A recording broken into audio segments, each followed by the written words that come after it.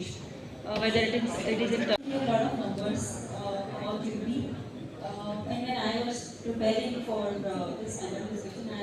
I really got quite interested in looking at a lot of other things that we usually don't talk about. In only bank in UP because you believe that next decade belongs to. I don't want to repeat anything because we are already 2:30. Just one about the unevenness within. संघ का 10वीं सालगिरह है, उसमें हम जो conclave कर रहे हैं उसमें हम डिफरेंट बिंदुओं के साथ डिफरेंट डिजिग्नेटरीज जो आए हैं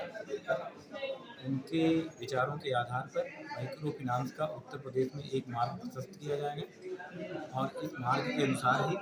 आने वाले समय में उत्तर प्रदेश में माइक्रो फिनांस का क्या रोल होगा, उत्तर प्रदेश की इकोनॉमी में क्या इसका रोल होगा, उसका मार्ग प्रशस्त होगा और उस मार्गों के आधार पर जो मार्ग प्रशस्त किया जाएगा सारे माइक्रो फिनांस कंपनीज जो उपमा के साथ रजिस्टर्ड हैं उत्तर प्रदेश में वो उसी राह पर काम करेंगी ताकि एक उम्दा और बेहतर काम किया जा सके सामाजिक उत्थान और माइक्रो फिनांस के द्वारा छोटे वित्तीय कार्यों को करने वाले लोगों के लिए, ताकि हम लोग अच्छे से सुविधाएं उनको मुहैया करा पाएँ। मैं Sudhir Sinha, CEO micro finance association of Uttar Pradesh UPMA का CEO हूँ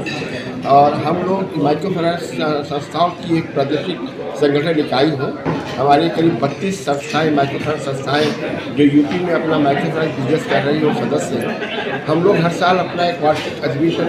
देते हैं और इस साल ये हमारा छठा वार्षिक अधिवेशन है और इस अधिवेशन का थीम है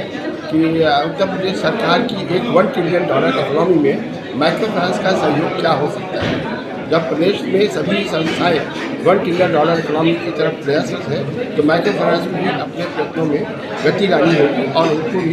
इस सरकार के इस प्रयास में अपना सफल सहयोग देना होगा। इस उद्देश्य से इस कॉन्फ्रेंस का उद्घाटन का आयोजन किया गया है और आज इसमें कई कंपनियों के CEOs और वित्तीय क्षेत्र के कई विशेषज्ञ और बड़े अच्छे लोग, भारतीय रिजर्व बैंक के पूर्व गवर्नर, रीजनल डायरेक्टर, नाबार्ड के जनरल मैनेजर श्री नवनीत सहगल, सभी लोग आए हुए थे और बड़ी अच्छी विचार विमर्श हुआ है। इस विचार के बाद हम लोग कार्य योजना बनाएंगे और कार्य योजना के अनुरूप अपना कार्य आगे बढ़ाएंगे। मेरा नाम अजय चड्ढा है। मैं यहाँ नेलिटो सिस्टम प्राइवेट लिमिटेड का प्रतिनिधि हूँ और हम लोग जो है पिछले 27 वर्षों से बैंकिंग सेक्टर में काम कर रहे हैं और जो उपमा की तरफ से जो उपमा की जो 10 वर्ष की जो जर्नी है, मैं उनको इस बात के लिए बहुत बड़ी बधाई देना चाहता हूँ और उनके इस प्लेटफॉर्म की वजह से हम ना कहीं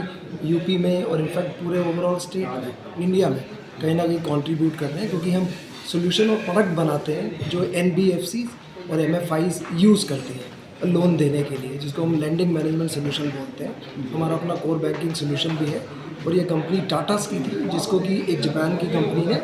4 साल पहले एक्वायर किया। Now it is 100% subsidiary of Japanese company DTS corporation Japan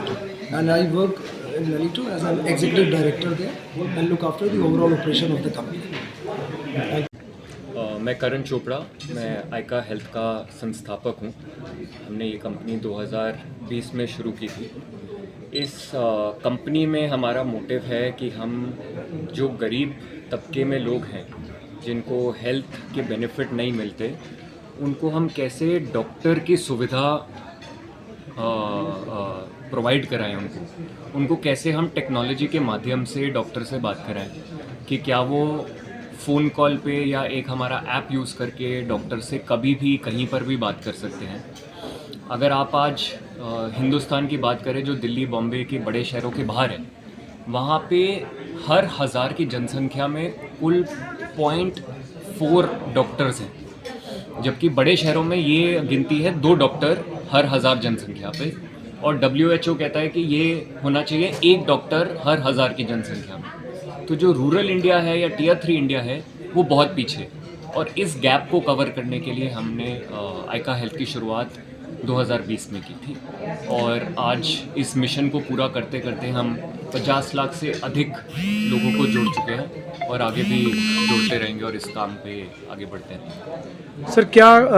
खास और नई सर्विसेज आइका हेल्थ जो है वो प्रोवाइड कर रहा है, आगे जोड़ रहा है? आइका हेल्थ में हम जैसे मैंने आपको बताया डॉक्टर ऑन कॉल से शुरुआत की थी, उसके अलावा हम माइक्रो इंश्योरेंस देते हैं जो बहुत ही छोटे दाम में लोगों को हॉस्पिटलाइजेशन की सेवा प्रोवाइड कराता है। इसके साथ ही हम लोगों को सहायता करते हैं कि वो आयुष्मान भारत में एनरोल कर पाए। आज अगर आयुष्मान भारत का आप नंबर देखेंगे तो केवल 35% लोगों को पता है कि वो आयुष्मान भारत में एलिजिबल है। तो हमारे माध्यम के थ्रू हम उनको ये भी बताते हैं कि आप आयुष्मान भारत में एलिजिबिलिटी है, आप किसी भी अस्पताल में जाके अपना 5 लाख तक का इलाज करवा पाते हैं। तो आयुष्मान भारत और माइक्रो इंश्योरेंस ये हमारी 2 नई सुविधाएं हैं जो हमने इसी साल शुरुआत की थी।